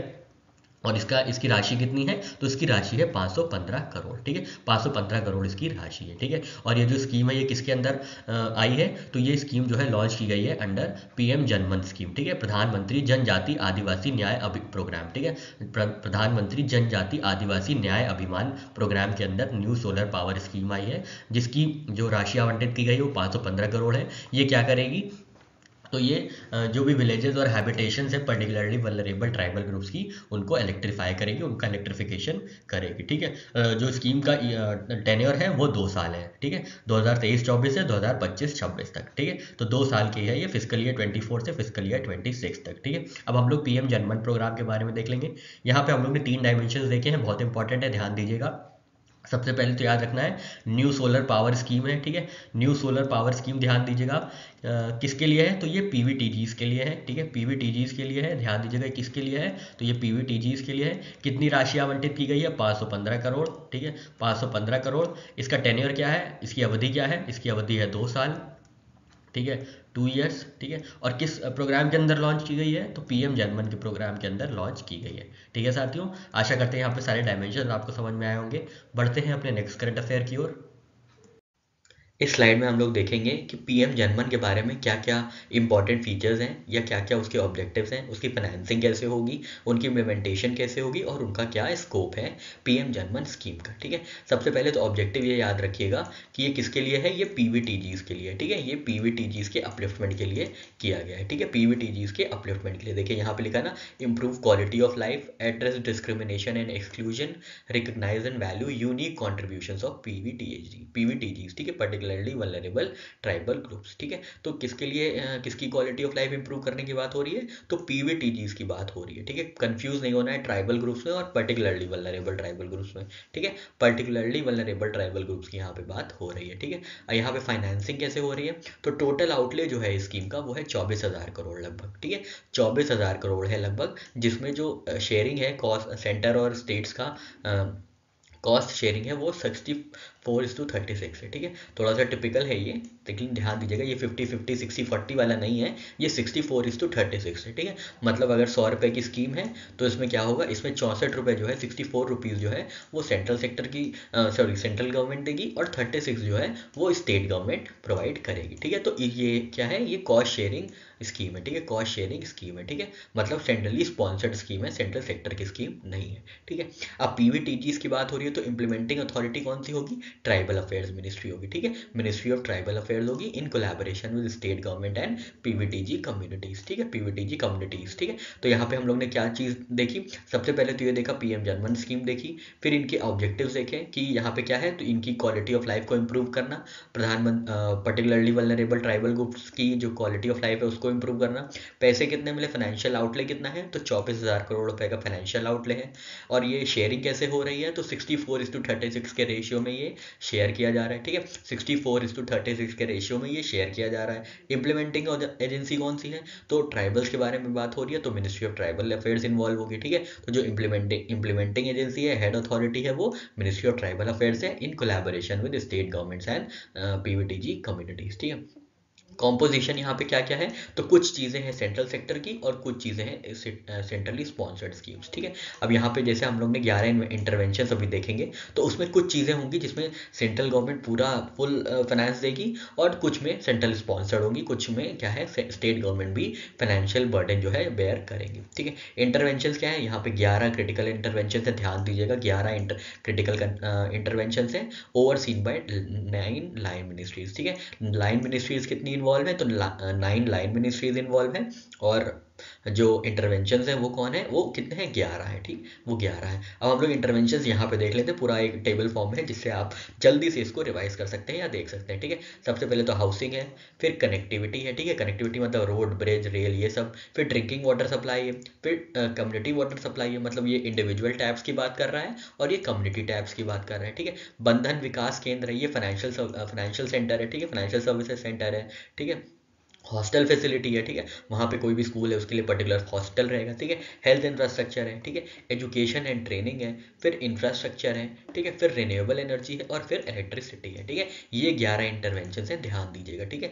सबसे पहले तो आप ये याद रखिएगा कितने इंटरवेंशन हैं, 11 इंटरवेंशन हैं, और हो सके तो थोड़ा बहुत दिमाग में ये रख लीजिएगा, इन केस आपसे अगर थोड़ा सा डीपली एग्जाम में अगर पूछा जाता है कि कौन सा इंटरवेंशन इन्वॉल्व नहीं है, तो भी आपको पता होना चाहिए कौन सा इंटरवेंशन इसमें इन्वॉल्व नहीं है, ठीक है। कौन कौन से इन्वॉल्व है ये तो आपको पता ही होना चाहिए डेफिनेटली, कि हाउसिंग है, ठीक है। देखिए मूलभूत चीज़ें तो होंगी, क्या क्या मूलभूत चीज़ें, हाउसिंग होगी, ठीक है, ड्रिंकिंग वाटर होगा, अब हाउस है तो ड्रिंकिंग वाटर चाहिए होगी, ठीक है। ड्रिंकिंग वाटर के बाद हेल्थ अच्छी होनी चाहिए, फिर एजुकेशन अच्छी होनी चाहिए, ठीक है, इंफ्रास्ट्रक्चर होना चाहिए, हाउस है उसके ऊपर रिन्यूएबल एनर्जी होनी चाहिए, हाउस के अंदर इलेक्ट्रिसिटी आनी चाहिए, ठीक है। ऐसे कर करके आप कुछ 4 चीज़ें, ठीक है। फिर हॉस्टल हाउसिंग में क्या होगा, हाउसिंग में पानी होगा, ठीक है। अब हाउस जिस मोहल्ले में होगा वहाँ पे भी पानी की सप्लाई होनी चाहिए, ठीक है। अब हाउस है आपका, वहाँ पे कनेक्टिविटी तो होनी चाहिए, तभी तो आपके घर पे आपके दोस्त मित्र यार अतिथि लोग पधारेंगे, ठीक है। तो कनेक्टिविटी वाले इंटरवेंशन है, ठीक है। बंधन विकास केंद्र ये क्या करेगा, आपके बैंक अकाउंट खोलेगा, आप पढ़ रहे हैं तो आपकी स्कॉलरशिप इसमें आएगी, ठीक है, आपकी सैलरी ऐसे आएगी इसमें, ठीक है। तो ये सब बातें आपकी जो भी सर्विसेज गवर्नमेंट सप्लाई कर रही है वो यहाँ पे मिलेगी आपको, हॉस्टल फैसिलिटी होगी, ठीक है। तो ये सब चीज़ें हैं 11 इंटरवेंशंस की, ठीक है। तो ये हम लोग ने देख लिया, housing, clean drinking water, health care, education, nutrition, road and telecommunications connectivity, sustainable livelihoods, trading in forest produce, solar power system, solar street lights etcetera, ठीक है। टारगेट ग्रुप कौन से हम लोग ने देखा, पर्टिकुलरली वल्नरेबल ट्राइबल ग्रुप्स हैं, ठीक है, पर्टिकुलरली वल्नरेबल ट्राइबल ग्रुप्स इनके टारगेट ग्रुप है। एनहांसमेंट हम लोग ने देख रखा है कि क्वालिटी ऑफ लाइफ को इंप्रूव करना है, डिस्क्रिमिनेशन और एक्सक्लूजन को जो है एड्रेस करना है, ठीक है, और वैल्यू कंट्रीब्यूशन रिकॉग्नाइज करना है पीवीटीजीज का, कि जो जो वो कंट्रीब्यूट कर रहे हैं इकोनॉमी को, कैसे भी करके इकोनॉमी को, सोसाइटी को, उसको रिकॉग्नाइज करके उनको अवार्ड करना है, ठीक है। इम्प्लीमेंटेशन है, विलेज इम्प्लीमेंटेशन है, ठीक है, विलेज जो है विलेज लेवल पे इम्प्लीमेंटेशन होगा, इनहैबिटेड बाय पीवीटीजीज, ठीक है, विलेज लेवल पे ये इम्प्लीमेंटेशन किया जाएगा, ठीक है। एक्सपेक्टेड इम्पैक्ट ये है कि इसकी वजह से जो है वेलबींग और क्वालिटी ऑफ लाइफ इंक्रीज होगी, पर्टिकुलरली वल्नरेबल ट्राइबल ग्रुप्स की, ठीक है। की इनिशिएटिव इसमें कौन कौन से हैं, तो पीएम आवास स्कीम, जिसके अंतर्गत हम लोग ने देखा कि 540 करोड़ रुपए आवंटित किए गए हैं, ठीक है। 540 करोड़ रुपए अभी हाल ही में रिलीज किए गए हैं, ठीक है। वन धन विकास केंद्र में क्या होगा, जो भी इनके फॉरेस्ट प्रोड्यूस हैं उनको मार्केट किया जाएगा, उनको मार्केटिंग की जाएगी, उनके लिए जो है सस्टेनेबल मार्केट ढूंढने जाएंगे उनके प्रोडक्ट्स के लिए, ठीक है। Of grid solar power system होगा, सोलर स्ट्रीट लाइट्स होगी। तो ये सारी बातें पीएम जनमन स्कीम में की गई हैं, ठीक है साथियों। तो आपको ये देखना है कि ये जनमन स्कीम जो है ये पैकेज है पूरा एक, जिसमें हाउसिंग की बात हुई है, कनेक्टिविटी की बात हुई है, ठीक है। जैसे हाउसिंग में कौन है, हाउसिंग में पीएम आवास योजना का यूज़ किया जाएगा, कनेक्टिविटी में भारतमाला का प्रोग्राम का यूज़ किया जाएगा, ठीक है। और हाईवे रोड्स का जो भी प्रोग्राम है उनको यूज़ किया जाएगा। ड्रिंकिंग वाटर सप्लाई में कौन सा यूज़ किया जाएगा, तो मिनिस्ट्री ऑफ ड्रिंकिंग वाटर वाली जो मिनिस्ट्री है उसमें यूज़ करेगी कम्युनिटी वाटर सप्लाई। बंधन विकास केंद्र में जो फाइनेंशियल सर्विसेज हैं, CSCs हैं, वो इंक्लूड किए जाएंगे। हॉस्टल फैसिलिटी, हेल्थ इंफ्रास्ट्रक्चर में वो जो पीएम आयुष योजना है, पीएम आरोग्य योजना है, ये सब यूज़ किया जाएगा। एजुकेशन ट्रेनिंग में ये होगा कि NEP जो नेशनल एजुकेशन पॉलिसी नहीं आई है उसके अंतर्गत इनको शिक्षा दी जाएगी, ठीक है। इंफ्रास्ट्रक्चर में भी कुछ काम ऐसे होंगे, ठीक है। रिन्यूएबल एनर्जी में इंटरनेशनल सोलर अलायंस या और कुछ चीज़ें होंगी तो वो यूज़ की जाएंगी, ठीक है। इलेक्ट्रिसिटी में ऐसे ही सौभाग्य योजना होगी वो यूज़ की जाएगी। तो ऐसे कर करके क्या है, पूरा जनमन एक पैकेज है जिसके अंतर्गत 11 इंटरवेंशंस हैं। 11 इंटरवेंशंस की लाइन मिनिस्ट्रीज हैं 9, वही ये पूरा जनमन पैकेज को डिलीवर करेंगी पर्टिकुलरली वल्नरेबल ट्राइबल ग्रुप्स के पास, ठीक है। और टोटल आउटले कितना है, टोटल आउटले है 24,000 करोड़ का, जिसमें कॉस्ट शेयरिंग है 64, कॉस्ट शेयरिंग जो रेशियो है वो है 64:36 का, ठीक है। 64:36 का, ठीक है साथियों। यहाँ पे हम लोग ने सारी बात कर ली पीएम जनमन स्कीम से रिलेटेड। अब इससे बाहर और कुछ नहीं पूछना चाहिए, ठीक है साथियों। अब बढ़ते हैं हम लोग आगे। नेक्स्ट क्वेश्चन है आपके सामने, who is spearheading the Samavesh initiative, ठीक है। समावेश इनिशिएटिव किस मिनिस्ट्री की या किस ऑर्गेनाइजेशन का इनिशिएटिव है, आपको ये बताना है, ठीक है। क्या नाम है इनिशिएटिव का, समावेश, ठीक है। समावेश जो एक इनिशिएटिव है वो कौन चला रहा है, आपको ये बताना है, ठीक है। आपके ऑप्शंस हैं, पहला ऑप्शन है Indian council of medical research, second option है office of principal scientific adviser to government of India, third option है इंडियन इंस्टीट्यूट ऑफ साइंस, और लास्ट ऑप्शन है ministry of science and technology, ठीक है। इन चारों में से समवेश इनिशिएटिव किसका इनिशिएटिव है, आपको ये बताना था, ठीक है। तो इसका सही आंसर है option B, office of principal scientific advisor government of India जो है समवेश इनिशिएटिव चला रहा है, जिसके अंतर्गत क्या होगा, जो भी रिसर्च कैपेबिलिटीज है इंडिया की उनको पुश किया जाएगा, उनको थोड़ा सा डेवलप किया जाएगा, ठीक है। यहाँ पे जो भी अनुसंधान केंद्र हैं यहाँ पे उनको एक तार से जोड़ा जाएगा, मतलब उनको कोलैबोरेट करने के लिए उत्सुक किया जाएगा, उनको प्रेरित किया जाएगा, ताकि क्या हो, जो भी हमारे रिसर्च इनिशिएटिव्स हैं उनमें कोलैबोरेशन है और अच्छे रिजल्ट्स निकले, ठीक है। तो जो भी लेबोरेटरीज़ हमारे यहाँ, जो भी लेबोरेटरीज़ है, साइंटिफिक फैसिलिटीज़ है, उनके अंदर जो इंस्ट्रूमेंट्स हैं वो कुछ कुछ ही लोगों को अभी तक अवेलेबल थे। पर समवेश इनिशिएटिव से क्या होगा कि ये जो साइंटिफिक फैसिलिटीज़ और लेबोरेटरीज़ है इनका एक्सेस बढ़ा दिया जाएगा, ठीक है। इनका एक्सेस बढ़ा के सारे जो भी रिसर्च और साइंटिस्ट लोग हैं वो इन सारी फैसिलिटीज़ को अच्छे से एक्सेस कर सकते हैं, जिसकी वजह से क्या होगा, जिसकी वजह से रिसर्च जो है हमारी आगे बढ़ेगी, ठीक है। तो याद रखिएगा समवेश इनिशिएटिव किस चीज़ के लिए है, तो ये रिसर्च कोलैबोरेशन के लिए, ठीक है। By facilitating easier access to scientific facilities and laboratories, ठीक है। समवेश का क्या काम है, तो ये जो रिसर्च फैसिलिटीज़ में और साइंटिफिक फैसिलिटीज़ में, लेबोरेटरीज में जो इंस्ट्रूमेंट्स होते हैं या जो भी चीज़ें होती हैं यहाँ पे, उनको एक्सेस कराने के लिए, उनको नॉर्मल साइंटिस्ट को एक्सेस कराने के लिए ये इनिशिएटिव लिया गया है समवेश। और ये किसका इनिशिएटिव है, तो ये इनिशिएटिव है किसका, office of principal scientific advisor government of India का, ठीक है। Office of principal scientific advisor government of India का, ठीक है। और इसका क्या नाम है, और इसका जो नाम है वो है समवेश इनिशिएटिव, ठीक है, समवेश इनिशिएटिव। और ये कौन इनिशिएटिव ले रहा है इसके साथ साथ, आई स्टेम, ठीक है। आई स्टेम इसके साथ साथ office of principal scientific adviser के साथ जो इनिशिएटिव ले रहा है वो है आई स्टेम, ठीक है, Indian science technology and engineering facilities map, ठीक है, जिसको आई स्टेम के नाम से जाना जाता है, वो भी इस इनिशिएटिव का पार्ट है, ठीक है। तो ध्यान दीजिएगा, सबसे पहले इसमें हम लोग डायमेंशंस देख लेते हैं, कहाँ कहाँ से क्वेश्चन आ सकते हैं, ठीक है। सबसे पहले तो समवेश वर्ड पे ध्यान देना है। समावेश का मतलब क्या है कि जो रिसर्च फैसिलिटीज़ है, रिसर्च साइंटिफिक फैसिलिटीज़ है, लेबोरेटरीज हैं, उनको एक्सेस करने के लिए, उनकी जो फैसिलिटीज़ है उनको एक्सेस करने के लिए ये इनिशिएटिव लॉन्च किया गया है, ठीक है। तो रिसर्च फैसिलिटीज़ को एक्सेस करने के लिए ये लॉन्च किया गया है, ठीक है। कौन कौन इन्वॉल्व है इसमें, आई स्टेम इन्वॉल्व है, I STEM plus office of principal scientific adviser to government of India, ठीक है, office of principal scientific adviser to PSA, principal of scientific adviser to government of India, ठीक है। तो ये दोनों बॉडीज इन्वॉल्व हैं किस चीज़ में, समवेश इनिशिएटिव में। किससे रिलेटेड है, तो ये एक्सेसिबिलिटी बढ़ाएगा साइंटिफिक फैसिलिटीज़ और लेबोरेटरीज में, ठीक है। इससे क्या होगा, रिसर्च कोलैबोरेशन होगा और रिसर्च हमारी आगे डेवलप होगी, ठीक है साथियों। आशा करते हैं आपको यहाँ पे सारे डायमेंशन समझ में आ गए होंगे, ये समझ में आ गया होगा कौन कौन से पार्टिसिपेटिंग एजेंसीज हैं, इस इनिशिएटिव का क्या उद्देश्य है, क्या ऑब्जेक्टिव है, ये सारी चीज़ें आपको समझ में आ गई होंगी, ठीक है। चलिए बढ़ते हैं अपने नेक्स्ट करंट अफेयर की ओर। नेक्स्ट क्वेश्चन है आपके सामने, which ministry is leading E Sakshi initiative in India, ठीक है। तो कौन सी मिनिस्ट्री ई साक्षी इनिशिएटिव लॉन्च की है आपको बताना है, ठीक है।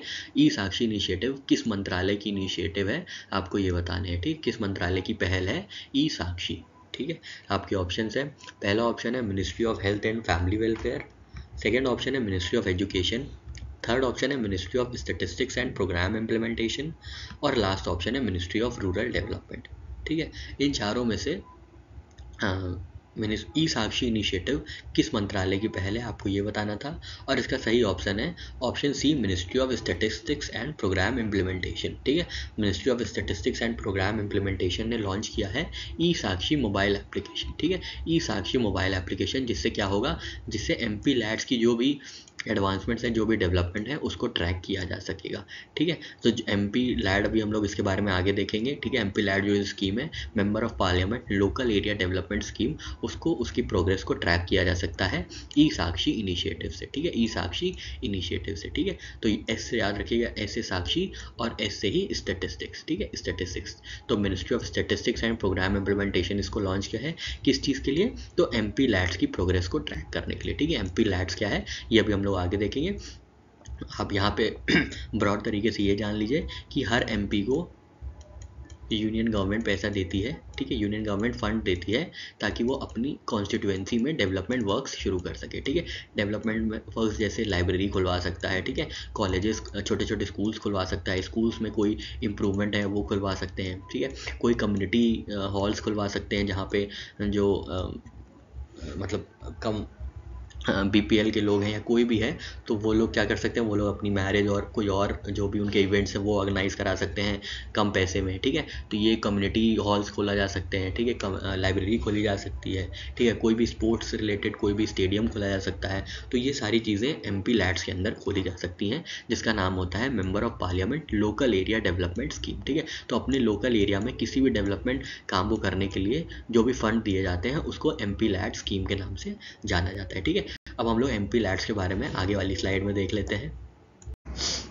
अभी यहाँ पे हम लोग एमपी लैड स्कीम के बारे में देख लेते हैं। तो एमपी लैड स्कीम का फुल फॉर्म क्या है, मेंबर ऑफ पार्लियामेंट, ठीक है, member of parliament local area development scheme, ठीक है, लोकल एरिया डेवलपमेंट, ठीक है, लोकल एरिया डेवलपमेंट, ठीक है। तो एमपी का जो लोकल एरिया है, मतलब मेंबर ऑफ पार्लियामेंट का जो लोकल एरिया है, जहाँ से भी वो चुन के आए हैं, इलेक्ट होके आए हैं, वो उनका लोकल एरिया हुआ। तो वहाँ पे कुछ डेवलपमेंट वर्क कराने के लिए उनको केंद्र सरकार जो है पैसे आवंटित करती है, राशि आवंटित करती है, जिसके अंतर्गत वो लोग कुछ भी डेवलपमेंट वर्क्स अपने लोकल एरिया में करा सकते हैं, ठीक है। जैसे लाइब्रेरी खुलवा सकते हैं, ठीक है, कम्युनिटी हॉल्स बनवा सकते हैं, स्टेडियम बनवा सकते हैं, ठीक है, कुछ और हेल्थ इंप्रूवमेंट्स का, हेल्थ सेक्टर में इंप्रूवमेंट्स करा सकते हैं, ठीक है। तो इन्हीं डेवलपमेंट वर्क्स को अगर लोकल एरिया में किया जाता है तो वो एमपी लैड स्कीम के अंतर्गत किया जाता है, ठीक है। ये कब आई थी, तो ये 1993 में आई थी, जब PV Narasimha Rao prime minister थे, ठीक है, दिसंबर 1993 में आई थी। और ये सेंट्रल सेक्टर की स्कीम है, ठीक है, सेंट्रल सेक्टर की स्कीम है, मतलब पूरा का पूरा जो पैसा है, अभी इसमें 5 करोड़ रुपये दिया जाता है हर एमपी को, ठीक है। तो हर एमपी को, दोनों ही लोकसभा के एमपी को और राज्यसभा एमपी को, हर एमपी को 5 करोड़ रुपए दिया जाता है। और ये कौन देता है, तो ये पूरा का पूरा जो खर्चा होता है वहन किया जाता है केंद्रीय सरकार द्वारा, ठीक है। इसीलिए ये सेंट्रल सेक्टर की स्कीम है, ठीक है। देखिए यहाँ पे लिखा हुआ है एनुअल फंड एलोकेशन 5 करोड़ पर एमपी कॉन्स्टिट्यूएंसी, ठीक है। तो 5 करोड़ दिया जाता है, ठीक है, पर एमपी कॉन्स्टिट्यूएंसी, ठीक है, 5 करोड़ दिया जाता है, ठीक है, हर साल 5 करोड़ दिया जाता है डेवलपमेंट वर्क्स को कराने के लिए, ठीक है। सेंट्रल सेक्टर की स्कीम है, इसका पूरा खर्चा जो वहन करती है वो केंद्रीय सरकार वहन करती है, इसमें राज्य सरकारों का कोई भी भुगतान दे नहीं होता है, ठीक है। तो याद रखिएगा ये सेंट्रल सेक्टर की स्कीम है, 1993 में आई थी, 5 करोड़ रुपए दिए जाते हैं, ठीक है। अब कैसे याद रखेंगे, 1 2 3 4 5, ठीक है। एमपी लैड में 5 लेटर हैं तो 5 करोड़ रुपए हर बार हर साल दिए जाते हैं, ठीक है। अब 5 करोड़ को कैसे स्पेंड करना है ये भी बात होती है। तो 5 करोड़ का जो 15% है वो एससी रीजन्स में, शेड्यूल कास्ट डोमिनेटेड रीजन्स में यूज़ होगा, और जो 7.5% है 5 करोड़ का वो ST schedule tribe dominated areas में डेवलपमेंट वर्क्स करने के लिए खर्च किया जाएगा, ठीक है। ऐसा नहीं है कि 5 करोड़ का पूरा 5 करोड़ जो है ऐसी जगह डेवलपमेंट वर्क्स में यूज़ कर लिया जाए जहाँ पे एससी एसटी पॉपुलेशन हो ही ना, ठीक है। तो इसलिए उनको भी एम्पावर करने के लिए, बैलेंस रीजनल डेवलपमेंट के लिए, बैलेंस लोकल डेवलपमेंट के लिए क्या किया गया है, 15% जो है 5 करोड़ का वो शेड्यूल कास्ट एरियाज़ में दिया जाएगा, और 7.5% जो है वो शेड्यूल ट्राइब डोमिनेटेड एरियाज़ में डेवलपमेंट वर्क्स के लिए दिया जाएगा, ठीक है। अब जून 2016 से कुछ एडिशनल स्कीम्स इसमें जोड़ी गई हैं, जिसके अंतर्गत डेवलपमेंट स्कीम्स जो भी डेवलपमेंट वर्क्स है वो इनके अंतर्गत भी आ सकते हैं। जैसे टॉयलेट बनवाना स्वच्छ भारत मिशन के अंतर्गत, एक्सेसिबल इंडिया कैंपेन मतलब वो रैम्प्स बनवाना, ठीक है, जिससे आराम हो सके पीपल विद डिसेबिलिटीज़ को, ठीक है। कंजर्वेशन ऑफ वाटर, संसद आदर्श ग्राम योजना, तो इसके अंतर्गत जो भी प्रोजेक्ट्स हैं वो भी एमपी लैड स्कीम के अंदर इंप्लीमेंट किए जा सकते हैं, ठीक है। अब क्या करता है, एमपी रिकमेंड करता है, ठीक है। इसका इम्प्लीमेंटेशन कैसे होता है, तो जो भी एमपी है, मान लीजिए एमपी ए है, ठीक है, और उसकी कॉन्स्टिट्यूएंसी है बी, ठीक है, तो एमपी ए क्या करेगा, जो भी नोडल डिस्ट्रिक्ट अथॉरिटी मतलब मोस्टली डीएम होते हैं, ठीक है, तो उनको रिकमेंड करता है कि आप बी में इतनी लाइब्रेरी खुलवा दीजिए, इतने हैंडपम्प्स लगवा दीजिए, ठीक है, इतने स्टेडियम्स खुलवा दीजिए, ठीक है, इतने और भी कुछ करवा दीजिए, हेल्थ सेक्टर्स में इतने काम करा दीजिए, ठीक है। तो उनको रिकमेंड करता है नोडल डिस्ट्रिक्ट अथॉरिटी को, कौन, एमपी, ठीक है। और रिस्पॉन्सिबिलिटी नोडल डिस्ट्रिक्ट अथॉरिटी की रिस्पॉन्सिबिलिटी क्या होती है, मतलब डीएम की रिस्पॉन्सिबिलिटी क्या होती है, जो भी रिकमेंड किया गया है उसको इम्प्लीमेंट करना और उनकी डिटेल्स को मेंटेन करना, ठीक है। फिर ये सारी details ministry of statistics and programme implementation को भेजी जाती है, ठीक है। फंडिंग कितनी हम लोग ने देखा था, 5 करोड़, ठीक है। 5 करोड़ कैसे याद रखा था, तो 5 से कैसे याद रखेंगे ये फिगर, एमपी लैड में 5 लेटर है, ठीक है, एमपी लैड में 5 लेटर है तो 5 करोड़, ठीक है, 1 2 3 4 5, तो 5 लेटर है तो 5 करोड़ रुपए दिए जाते हैं हर साल, जो कि नॉन लैप्सेबल होते हैं, ठीक है। ऐसा नहीं है कि आप 5 करोड़ इस बार 3 ही करोड़ खर्च कर पाए तो वो लैप्स हो गया, ये नॉन लैप्सेबल है, नेक्स्ट ईयर जो है ये कैरी फॉरवर्ड हो जाती है, ठीक है। इंस्टॉलमेंट्स में दिए जाते हैं, ऐसा नहीं है कि एक ही बार में 5 करोड़ रुपए दे दिए गए, हर साल जो है 2.5 करोड़ के इंस्टॉलमेंट में ये दिया जाता है, ठीक है। हर साल 2.5 करोड़ के इंस्टॉलमेंट में ये दिया जाता है, ठीक है। लोकसभा एमपीज अपने जहाँ से चुन के आए हैं, जहाँ से इलेक्ट होके आए हैं, वहाँ पे प्रोजेक्ट रिकमेंड कर सकते हैं, ठीक है, वहाँ पे डेवलपमेंट वर्क्स रिकमेंड कर सकते हैं। अब राज्यसभा क्या है, राज्यसभा कहीं से भी इलेक्ट होते हैं ऑल ओवर इंडिया से, तो वो वहाँ पे कहीं उस स्टेट से बता सकते हैं, जिस स्टेट से वो इलेक्ट हुए हैं उस स्टेट में कहीं पर भी वो डेवलपमेंट वर्क्स को रिकमेंड कर सकते हैं, ठीक है। उस स्टेट में कोई भी डेवलपमेंट वर्क्स को वो रिकमेंड कर सकते हैं, ठीक है। और नॉमिनेटेड जो मेम्बर्स होते हैं, जो कि नॉमिनेट किए जाते हैं प्रेसिडेंट द्वारा, ठीक है, वो कहीं से चुन के तो आते नहीं, तो नॉमिनेट किए जाते हैं, तो वो पूरी इंडिया में कहीं पे भी डेवलपमेंट वर्क्स को रिकमेंड कर सकते हैं, ठीक है। ये बहुत इंपॉर्टेंट डायमेंशन है, ध्यान दीजिएगा। लोकसभा एमपी क्योंकि वो चुन के आ रहे हैं एक पर्टिकुलर जिले से या डिस्ट्रिक्ट से, ठीक है, पर्टिकुलर कॉन्स्टिट्यूएंसी से, तो वहाँ पे ही वो रिकमेंड कर सकते हैं जो भी डेवलपमेंट वर्क्स करना है। राज्यसभा एमपी पर्टिकुलर स्टेट से आते हैं, उनकी कोई डिस्ट्रिक्ट होती नहीं है, ठीक है, पर्टिकुलर स्टेट से आते हैं वो लोग, ठीक है, तो वो उस स्टेट में जो है रिकमेंड कर सकते हैं कोई भी डेवलपमेंट वर्क्स, ठीक है। और नॉमिनेटेड मेंबर्स जो कि नॉमिनेट होते हैं और चुन के नहीं आते, इलेक्ट होके नहीं आते, इसलिए वो ऑल ओवर इंडिया कहीं पे भी वो रिकमेंड कर सकते हैं कोई भी development work MP LAD scheme के अंतर्गत, ठीक है। एक बार फिर से हम लोग सारी चीज़ें देख लेते हैं, फिर हम लोग का एमपी लैड स्कीम पूरी तरीके से कवर हो जाएगा और यहाँ पर हम लोग सारी चीज़ें, सारे डायमेंशन इसके कवर कर लेंगे, ठीक है। और इसका याद रखना है, इसकी जो इम्प्लीमेंटिंग अथॉरिटी है, मतलब मिनिस्ट्री है जो इसको हैंडल करती है, वो है ministry of statistics programme and implementation, ठीक है, ministry of statistics and programme implementation, ठीक है। मॉस्पी जो है इसकी पेरेंट मिनिस्ट्री है, ठीक है, ministry of statistics programme and implementation, ठीक है, ministry of statistics programme and ministry of statistics and programme implementation, ठीक है। एमपी लैड स्कीम कब आई थी, 1993 में आई थी, ठीक है। सेंट्रल सेक्टर की स्कीम है, पूरा का पूरा खर्चा जो है वो केंद्र सरकार वहन करती है, ठीक है। कितना दिया जाता है, 5 करोड़। ये कैसे देखा था, एमपी लैड में 5 लेटर है, ठीक है, MPLAD, तो 5 करोड़ रुपए दिए जाते हैं, ठीक है। शेड्यूल कास्ट डोमिनेटेड रीजन्स में 5 करोड़ का 15% यूज होना चाहिए, और शेड्यूल ट्राइब डोमिनेटेड रीजन में 7.5% यूज़ होना चाहिए डेवलपमेंट वर्क्स के लिए, ठीक है। कुछ एडिशनल स्कीम्स इसमें इंक्लूड कर दी गई हैं, जैसे स्वच्छ भारत अभियान, accessible India campaign, conservation of water, सांसद आदर्श ग्राम योजना। इन सब के अंदर जितने भी डेवलपमेंट वर्क्स होते हैं वो भी MP लैड स्कीम के अंतर्गत रिकमेंड किए जा सकते हैं, ठीक है। इम्प्लीमेंटेशन कैसे होता है, जो भी MP है वो नोडल अथॉरिटी मतलब डिस्ट्रिक्ट मैजिस्ट्रेट को रिकमेंड करता है कि लाइब्रेरी खोलनी है या टॉयलेट्स बनवाने हैं, ठीक है, या हैंडपम्प सेटअप करना है, तो वो DM जो नोडल डिस्ट्रिक्ट अथॉरिटी होती है उनको रिकमेंड करता है। और नोडल डिस्ट्रिक्ट अथॉरिटी का क्या रिस्पॉन्सिबिलिटी होती है, जो भी रिकमेंड किया गया है MP द्वारा उनको उनका इम्प्लीमेंटेशन करना और उनकी डिटेल्स पूरी कलेक्ट करके ministry of statistics and programme implementation को भेजना, जो कि पेरेंट मिनिस्ट्री है MP लैड स्कीम की, ठीक है। फंडिंग क्या है, फंडिंग 5 करोड़ हम लोग ने देख लिया, 2 इंस्टॉलमेंट्स में आती है, 2.5 करोड़ ईच ईयर, ठीक है। और याद रखिए नॉन लैप्सेबल है, ठीक है, नॉन लैप्सेबल है, ठीक है। लोकसभा MPs कहाँ पे रिकमेंड कर सकते हैं, तो लोकसभा जहाँ से इलेक्ट हुए वहाँ पे रिकमेंड कर सकते हैं अपने लोकल एरिया में लोकसभा के MPs।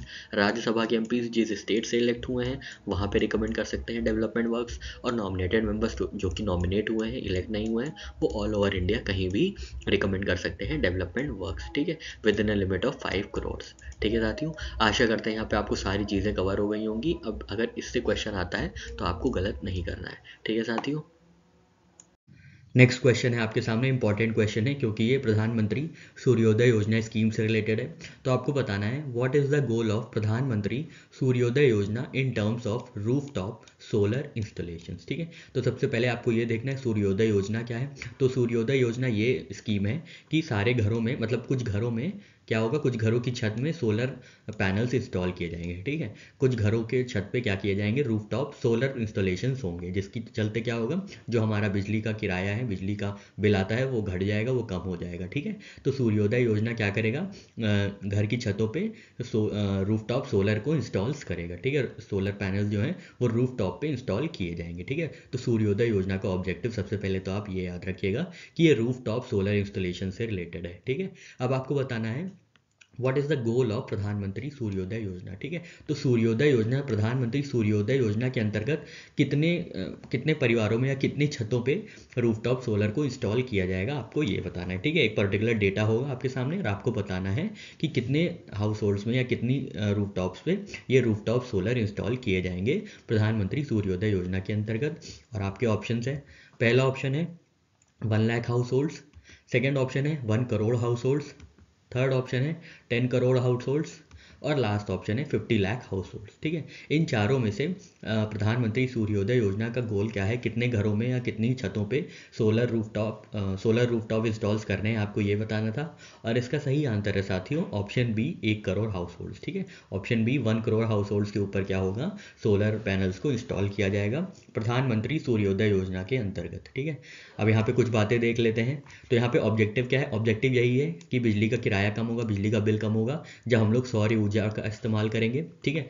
तो सौर ऊर्जा का इस्तेमाल करने के लिए प्रधानमंत्री सूर्योदय योजना को लाया गया है, ठीक है। इसमें क्या होगा, इसमें होगा कि 1 करोड़ हाउस होल्ड्स में क्या होगा, 1 करोड़ हाउस होल्ड्स की छत पे क्या होगा, सोलर रूफटॉप पैनल्स को इंस्टॉल किया जाएगा, ठीक है। टारगेट बेनिफिशियरीज कौन होंगे, जो लो और मिडिल इनकम इंडिविजुअल्स होंगे, ठीक है। जो लो और मिडिल इनकम इंडिविजुअल्स होंगे उनको इस 1 करोड़ वाले गोल में रखा जाएगा, ठीक है। बेनिफिट्स क्या क्या होंगे, इलेक्ट्रिसिटी मिल जाएगी लोगों को, ठीक है। और क्या होगा, बिजली का बिल घटेगा, सबसे बड़ी बात यही है, एडिशनल इनकम हो जाएगी, ठीक है।